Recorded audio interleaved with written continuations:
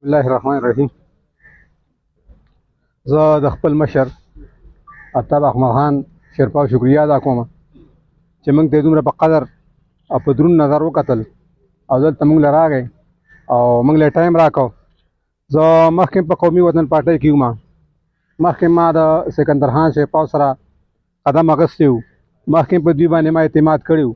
خو زه چونکې ناظم منتخب شوی وم، تاسو په 8 کاله د پی ټی آی حکومت وچلېده او په کلي کې څه ترقیاتي حقیقت بیانو، څه ترقیاتي کار نه کېده. نو ما ته په کلي کې مشرانو ویلو چې دا زموږ کلی ستا د لاسه محرومه پاتې کېږي، تا ته ګورې ویل ته کار نه کوي، نو مهرباني وکړه ته خپل اړخ بدل کړه. نه دلته موږ ته د سینیټیشن کار کېږي، نه راته ټیوبویل کېږي، نه د بجلۍ کار کېږي، نور داسې ترقیاتي کارونه هم نه کېږي. نو زه د مشرانو نه مجبور یم او زما شورا مشران دي د کلي، هغوی سره ما مشوره وکړه او زه پی ټی آی ته لاړم. نو زه چې پی ټی آی ته لاړم، زه په شرایطو تللی وم چې هغه وویل چې موږ به تاسو له دا سولرایزیشن وکړو، سینیټیشن به وکړو، ټیوبویل به وکړو. د سکول خبره را سره وکړه، 4-5 کسان به ستاسو دغه نه کړي، نه موږ برتي هم کړو. خو لکه په هغې وخت تېر شو، ختم شو، نه زما په کلي کې هغه سولرایزیشن وشو، نه سینیټیشن وشو، نه څوک برتي شو، نه ټیوبویل وشو. نو وخت تېر شو.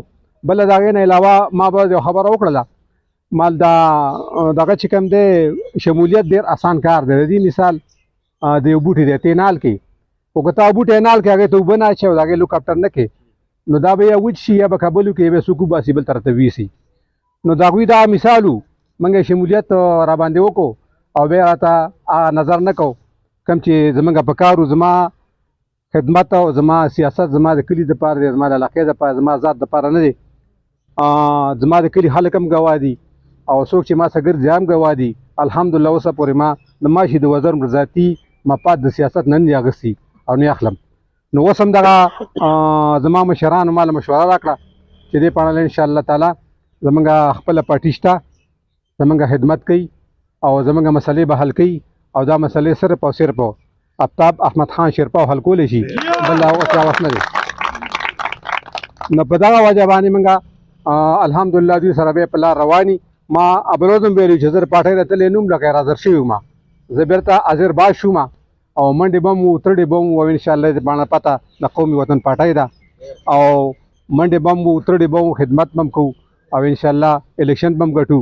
او دا خبرې دي په دې باندې به انشاءالله موږ سره خان جي ما دغه کوي، دا زما کلي ته به م ګوري، زما علاقې ته به م ګوري او زموږ علاقې خاص کر د زما وي حاجي اوس هم شامل دی، شهباسان کورونه هم شامل دي. نو دې کې د بجلۍ مسله هم ده او ډېر روان خو ګیس دی، د هغې ګیس مسله هم ده.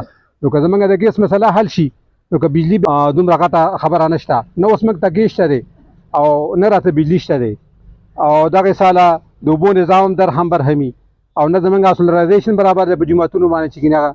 نو دا مسلې دي انشاءالله دا وړې وړې به مي، غټې غټې به مي او زما پوره یقین دی انشاءالله چې دا مسلې به خان جي سر ته رسوي.